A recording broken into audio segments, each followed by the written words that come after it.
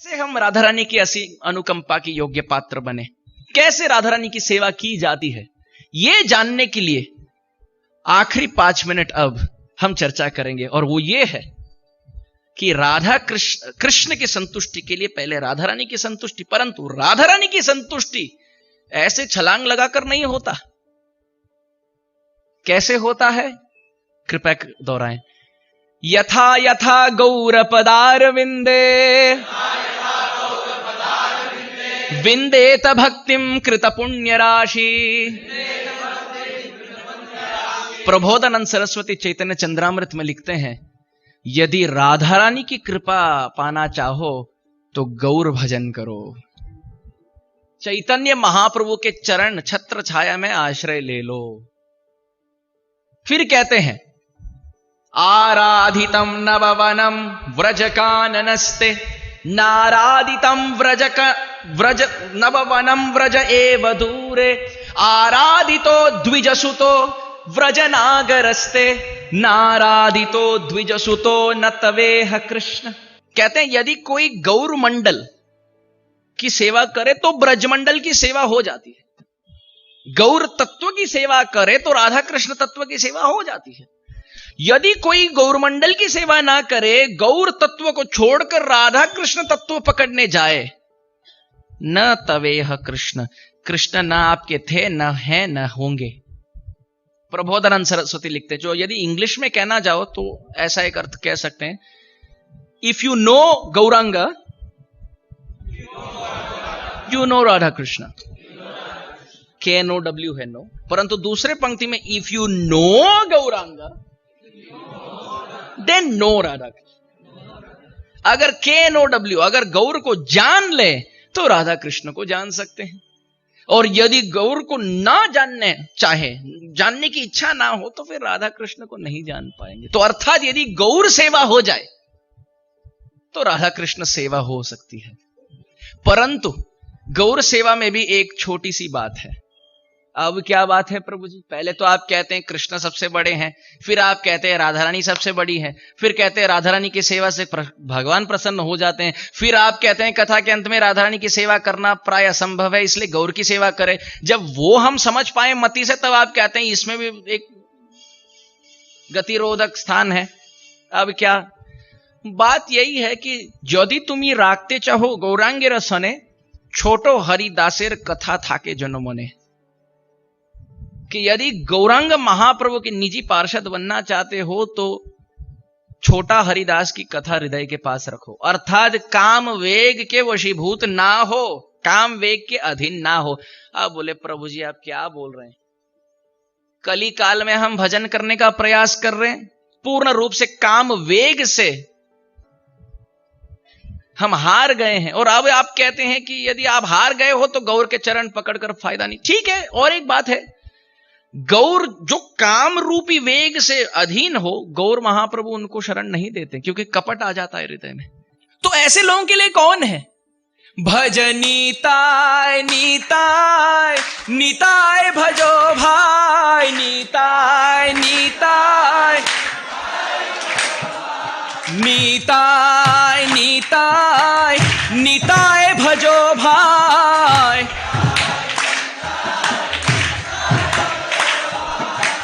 नीताय भजले गौरा पाबे भाई, नीताय भजले गौरा, नीताय भजले अरगति नाय, नीताय भजले अरग, नीताय नीताय नीताय भजो भाई,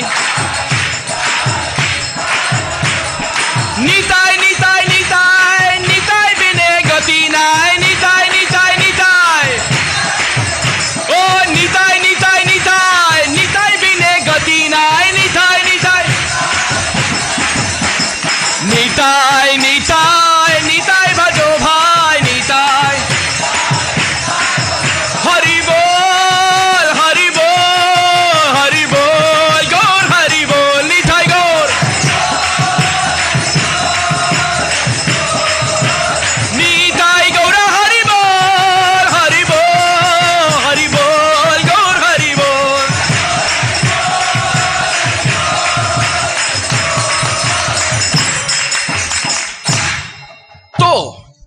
कृष्ण के सेवा के लिए राधा रानी के चरण की सेवा, राधा रानी के चरण की सेवा के लिए गौर चरण सेवा, गौर चरण सेवा के लिए निताई चरण सेवा।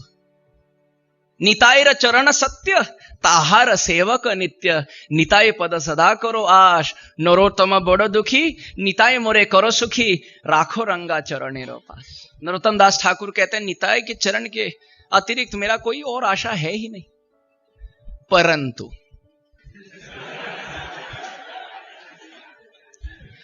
अब ये पद इतना उत्कृष्ट है कि कैसे प्राप्त करें निताई को। जैसे कि परीक्षा हो, जो उसमें 40 से अधिक गुण ले आए वो पास, 40 से नीचे आए वो ना पास। ये भगवान कृष्ण के दृष्टिकोण से। भक्त आए, लिखे, कितना मिला, 50 के लिए लिखे तो 50 मिलेगा, ये यथा माम प्रपद्य, तुम जितना लिखो मैं उतने गुण दे दूंगा। बोले देखो ना कुछ कर दो, मतलब कोई देख नहीं रहा है, बोले मतलब कितना देखिए कुछ हो सकता है। अरे तो नहीं होगा, अब कैसे होगा, देखिए हमारे बीच में है कुछ, ठीक है अब गांधी जी का चिपका दीजिए थोड़ा, ठीक है तो देखिए अब कैसे, तब पावती निकालिए, पावती के नीचे रखकर, अब कोई देख ना रहे, कैमरा वैमरा ना हो। जैसे यहां रिश्वत चलता है, आध्यात्मिक रिश्वत भी चलता है। कृष्ण के सामने ना चले तो फिर बोलते हैं, अरे कृष्ण बोलते हैं यहाँ तो ऐसे चलेगा, थोड़ा डिस्काउंट, चलो आप वो काउंटर चले जाओ, वहां गौरांग महाप्रभु बैठे हैं। बोले क्या हुआ? बोले देखिए ना 30 का लिखा हूं, अब 40 बना दीजिए कैसे, तो अब अच्छा वो देखना पड़ेगा अब कैसे है, शरणागति कैसी है, त्रिनादपि सुनिचेन कैसा है, तरोरेपि सहिष्णुना कैसा है, नाम जप कैसा है, वैष्णव सेवा ठीक है 30 हो जाए तो अब 40 हो जाएगा। तो पीछे से व्यक्ति आए, बोले मेरे तो 18 है, अब मैं कहां जाऊं? बोले यहां नहीं हो सकता, 30 हो तो 40 हो सकता है, 18 का 40 नहीं हो सकता, तो आप वो काउंटर चले जाओ।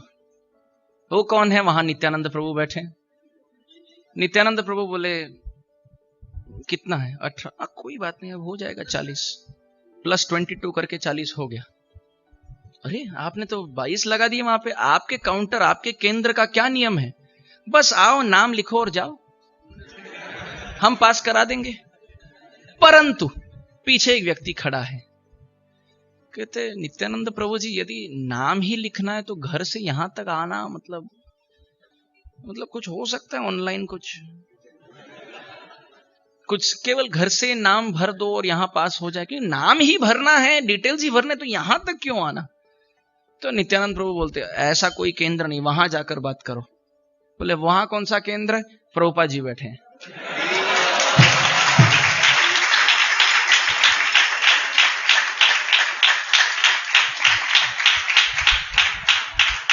जो पूर्ण रूप से शरणागत हो, इनको भव सागर से पास कराना कृष्ण का नियम। जो भजन करे और सरल रहे, भगवान गौरांग पतित पावन है, कपट पावन नहीं है। तो जो सरल हो भक्ति के पथ पर और अपने आप को अधम पापी माने, गौरांग महाप्रभु उनके लिए है। फिर भी नित्यानंद प्रभु हैं, फिर भी श्रीला प्रभुपाद जी हैं। इन सब में कृष्ण का पद सर्वोत्तम, राधारानी का पद सर्वोत्तम, गौरांग महाप्रभु का पद सर्वोत्तम, नित्यानंद प्रभु का पद सर्वोत्तम। हमारे लिए तो केवल प्रभुपाद जी एकमात्र आश्रय हैं, केवल प्रभुपाद जी। ये यथा माम प्रपद्यन्ते करने वाले कृष्ण। पतित जो आते हैं और उद्धार करके चले जाते हैं वो गौरांग। पतित जब दूर भागे तब भागने वाले पीछे नित्यानंद प्रभु। पर पतित जाकर पाश्चात्य देश में घुस जाए तो जो उनको वहां से लेकर यहां हमें हमारे कृपा के लिए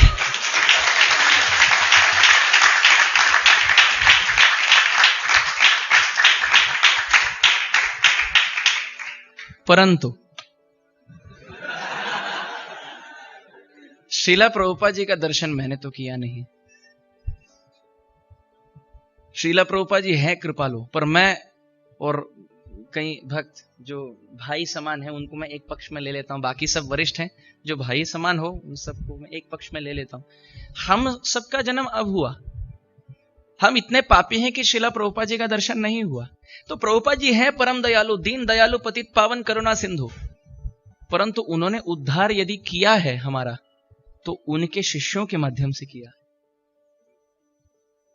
तो हमारे लिए सर्वोत्तम पद है राधा रानी का चरण, इसमें कोई संशय नहीं। उसको पाने के लिए है गौर चरण, उसको पाने के लिए है निताई चरण, उसको पाने के लिए है शिला प्रभुपाद जी का छत्र छाया।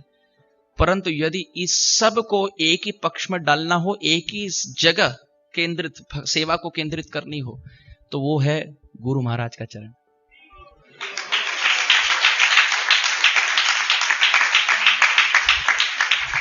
गौड़ीय वैष्णवों के लिए सर्वोत्तम गंतव्य पद है राधा रानी का चरण, इसमें कोई संशय नहीं। परंतु उसको पाने का जो मार्ग है ये गुरु सेवा है। यस्य प्रसादाद भगवत प्रसादो, आगे यस्या प्रसादात न गति कुतोपि। तो यस्य प्रसादात, जिनके प्रसाद से भगवत प्रसाद निश्चित हो।